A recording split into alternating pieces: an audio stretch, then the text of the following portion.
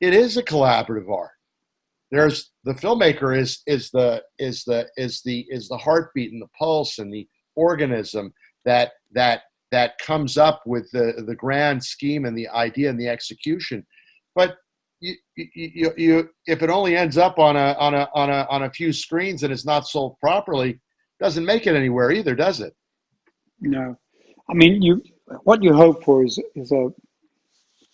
a combination of, like a perfect storm in reverse or whatever, that Yes. this happens and this happens, and because the fact is it's totally a gambling genre, and secondly, who knows what the zeitgeist is going to be when the film comes out, Right. so you don't have control over those things, so you are hoping for the wind to be in the right direction. Where it goes wrong, and this is the big problem with Hollywood, and it's the big problem. And if you read any books about, kind of motivational thinking or success, they'll always say the same thing about corporations. It's the person who can think outside the box is going to be the success.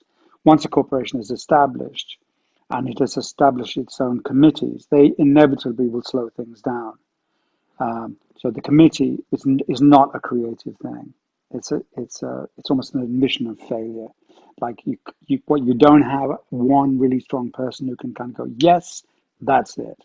And you look back on the history of the studio system, although they were kind of benevolent despots in many ways, it is full of characters who were like very decisive and made decisions, and everybody like then did what they were told. Okay, for better or for worse. But the good news was, as a result of that, some amazing stuff comes out because they trust this person. They kind of go with that. You know, my experience in Hollywood has been, that the committee is the worst thing that can happen to a filmmaker. Because they're all absolutely terrified of saying yes to something that's a risk. So of course they'll care about their jobs and about their income, and so they're all going to they're going to say no, because that's the safe thing. Because if it's yes and it doesn't work, the finger is going to go, who made that decision? Oh, John. Oh, Someone's Steve. got to own it. Yeah, and that is anti-creativity. So the best thing you can have with a film is some innovation. The idea that somebody can somehow demonstrate their energy through the film, and that will connect with an audience. Then the next bit of luck that you need is that whoever's selling the movie can tap onto that energy and communicate that through a trailer and through a campaign to enough people so they get it too. Because ultimately that's all it is. Somebody goes, that sounds good.